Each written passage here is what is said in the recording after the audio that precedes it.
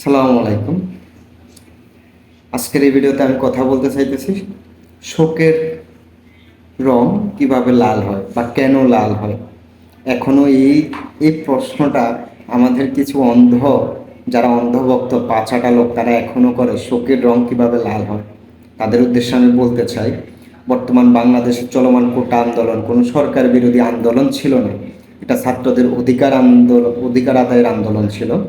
এবং এই আন্দোলনের উপর ভিত্তি করে ছাত্রদের উপর যে নির্মম অত্যাচার এবং ছাত্রদের উপর যে অনবরত গুলি বর্ষণ করে সাধারণ মানুষ সহ প্রায় 300 থেকে 500 ছাত্র এবং সাধারণ মানুষকে হত্যা করা হয়েছে। এবং এই হত্যাকাণ্ডের পর সরকার হাস্যকরভাবে আজকের এই দিনটাকে রাষ্ট্রীয়ভাবে শোক পালন করার কথা বলা হয়েছে, এবং বলা হয়েছে সর্বসাধারণ জনগণকে বলা হয়েছে কালো বেশ ধারণ করার জন্য।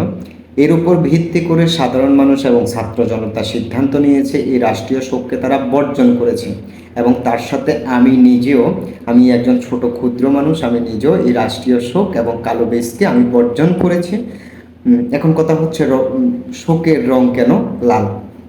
দেখুন, শোকের রং কালো, ঠিক আছে, কিন্তু আমাদের ভাইদের আপনারা মেরে আপনারা নিজেরা নির্ধারণ করছেন রাষ্ট্রীয় শোক পালন করবেন।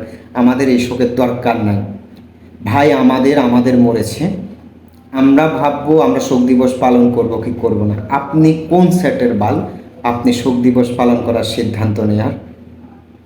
আমি আসলে মুখ খারাপ করে সোশ্যাল মিডিয়ায় মুখ খারাপ করে নিজের পার্সোনালিটি নষ্ট করতে চাই না। আপনার মতো একজন কুলাঙ্গার সরকারের বিরুদ্ধে কথা বলে। তো আসলে লাল রক্তটা কি? লাল রক্তটা হচ্ছে প্রতিবাদ। প্রতিবাদ স্বরূপ আমরা আমাদের এই যে আমার ভাইদের হত্যা করার পর সরকার যে নাটক সৃষ্টি করেছে, রাষ্ট্রীয় শোক পালন করার যে নাটক করছে, আমরা সেটাকে বর্জন করছি। এবং আমি আশা করব এই ছাত্র জনতার সাথে আপনারাও থাকবেন একমত। সবচেয়ে হাস্যকর বিষয় হচ্ছে ছাত্রলীগ এবং আওয়ামী লীগের ভাই ব্রাদাররা এখনও ইসলামী ছাত্র শিবিরের একটা পোস্ট সব জায়গায় শেয়ার করতেছে, সেটা হচ্ছে লাল রং নাকি ইসলামে হারাম। আর তোমরা যদি তো হারাম হালাল বুঝো বা হারাম হালাল চিন্তা করো, মানুষ মারা হালাল? হাস্যকর বিষয়। মানুষ মারা হালাল না হারাম সেটা ভেবে চিনতে দেখে আসো।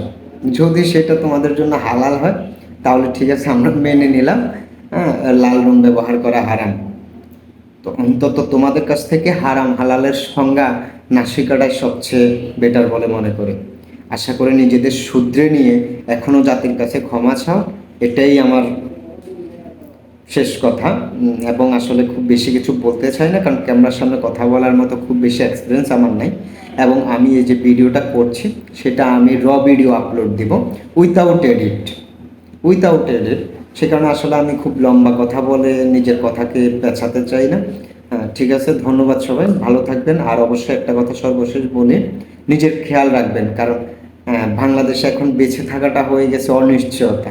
আপনি এই সরকারের এই জালিমের বিরুদ্ধে একটা কথা বললে আপনার কালকের দিন আসলে দিন আসবে কি না সেটা নিশ্চয়তা দেওয়া যায় না। সাবধানে থাকবেন, সুস্থ থাকবেন, নিজের খেয়াল রাখবেন। আল্লাহ হাফেজ।